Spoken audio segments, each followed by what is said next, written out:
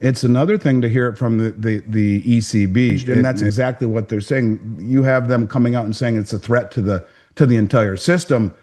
That is one of the craziest things that I've read in a long time. I'll read it to you. You know, the EC is one thing for you and I to say all of these things, but it's another thing to hear it from the ECB. It talks about vulnerabilities have arisen because of commodity markets tend to be concentrated amongst a few large firms, often involving leverage and a high degree of opacity deriving from the use of OTC derivatives. Margin calls and the unwinding of leverage positions could lead to liquidity stress amongst market participants, potentially propagating the shock through the wider financial system. Additionally, disruptions in the physical gold market could increase the risk of a squeeze.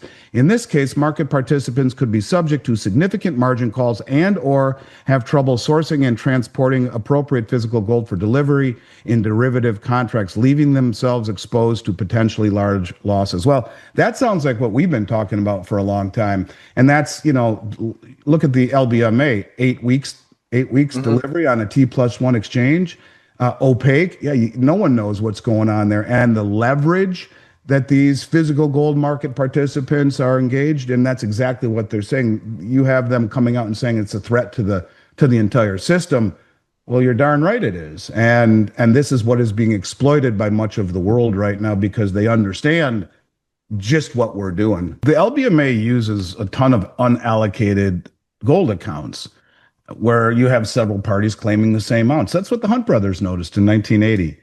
And it disconnects reality from paper. I mean, it's the reality is that there's many times more contracts than there are ounces to deliver. And I think this has been exposed. I often cite what the folks said with the BRICS Grain Exchange. We produce and consume more grain than the West does, but with the development but the price is controlled on COMEX, we can't control it. But with the development of the grain exchange, this will change. I think they understand it. The world understands it. One thing I wanted to mention, I was looking at, Vince Lancy has a very good take on the markets, and I was looking at a string of texts between him and Luke Gromen and talking about Vince is basically saying that we were that close to a major international regulatory crisis and it was averted. And he says, now it makes sense. I want to read something to you and give all the credit to Vince and to Luke, but I think people should hear this because it's really kind of crazy if it's true. He says, the COMEX delivery that was shut down, the extended shell games of metal going on for months, the seeming liquidation only behavior, meaning they basically got together and said, no buying, fellas, no buying, only selling. And I don't know if that's true or not, but he says the seeming liquidation only behavior, bullion banks covered shorts and funds sold. Normally, funds would not let the banks off the hook. This market became liquidation only. It was so bad. Have been involved on both sides of the table with those. It's a lockdown, circle the wagons type panic. We came close to a serious problem. It was near a meltdown in the gold market. Physical gold wasn't available to meet delivery promises, so major players scrambled behind the scenes. Bullion banks were in trouble. Big funds bailed by selling, letting the banks off the hook. The market got so shaky, they made it liquidation only. You could sell but not buy. It was full panic mode, but they managed to patch it up before it blew up publicly. It shows the system isn't as solid as it looks. If people can't count on getting real gold when they want it, trust in the market could break down. Going forward, more investors might avoid paper market and demand the real thing, blah, blah, blah. Now, Luke Gromen says, now imagine what happens if it was the U.S. government bringing the gold back, and the response to all of the above, talking about the banks, from the U.S. government is F you. Send us more gold this month and next month too, and more behind for July, August, and September. Vince then says, it was, Luke, it was. No ifs, ands, or buts. You know it. Bullion banks to cover the Treasury, calling it back, or the Department of Treasury itself, it most certainly was.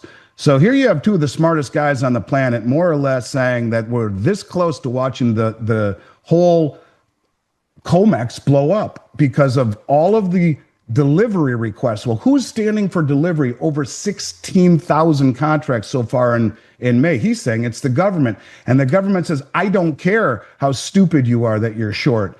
Give me the gold. And he says it was just narrowly averted. At the same time, we see China, their gold imports into the country were 127.5 metric tons for the month, an 11-month high. The world is continuing to ask for delivery. This is where everything breaks. This is how everything breaks. And if you go back to 2020 and I started talking to you about the deliveries off of COMEX, it started then and it's accelerating now. And since 2020, it's been a common theme. Prior to 2020, it was a never theme. No one stood for delivery. And when you see the LBMA go from T+1 to T+8 weeks, when you see a guy like Luke and Vince say this was a disaster averted on COMEX and it's the U.S. government standing for delivery, things are starting to come into focus. And the rest of the world understands this. And that's why you see them at the same time standing for delivery. Things are getting really, really, really, really interesting as far as I'm concerned in the gold market. The resilience, and I think silver's not far behind. You look at the technicals, they're identical with the exception of gold has broken up through the handle. Silver is right there at the technical resistance level. But look, what is different to me is that you have willing buyers throughout the world standing right underneath the 200-day moving average. And if they are foolish enough to use their bullets to suppress it, you have people standing there, countries, sovereign wealth funds, central banks saying, okay, we'll buy it and we'll stand for delivery. And you're seeing this. This is a wake-up call to the participants of the gold market and to those that are silly enough to be naked short.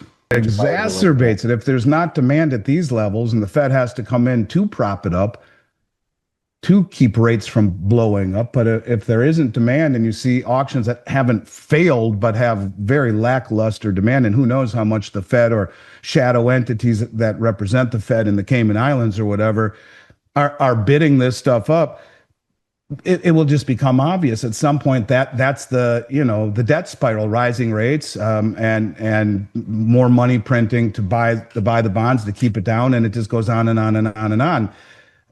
We're right there. So that's the point. That's why we're trapped. At some point, there's always a buyer for the debt at some rate, but there doesn't seem to be much appetite at these levels. So you're beginning to see rates start to move into levels that in months past have started to rattle the system, the banking system in particular. But if they do jump in, they've lost all credibility. And, Trump wants the rates lower.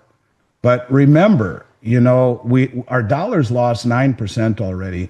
So how do you run a world reserve currency with all of this debt, with rates that are not commensurate with the falling of the dollar and the debt accumulation?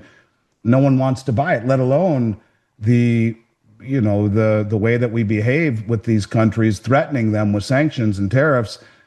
They're finding alternatives. They truly are finding alternatives, and it's becoming very obvious to me. So yes, that is the playbook, come in and rescue the day. But if they do that, where's the credibility and where is the demand for treasuries when you look at a country that is resolved to never normalizing their balance sheet?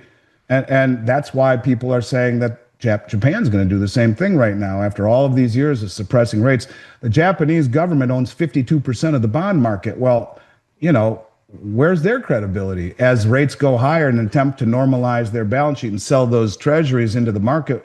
They too have the who to problem. Who do they sell them to? Who wants them? Everyone else is gone. And we're beginning to witness a similar pattern here where the big buyers of our treasuries are moving in the other direction. And you take away the carry trade, rocket fuel, where people can borrow money in low priced yen and then convert to dollars and buy Nvidia or Bitcoin or Apple or treasuries at that spread.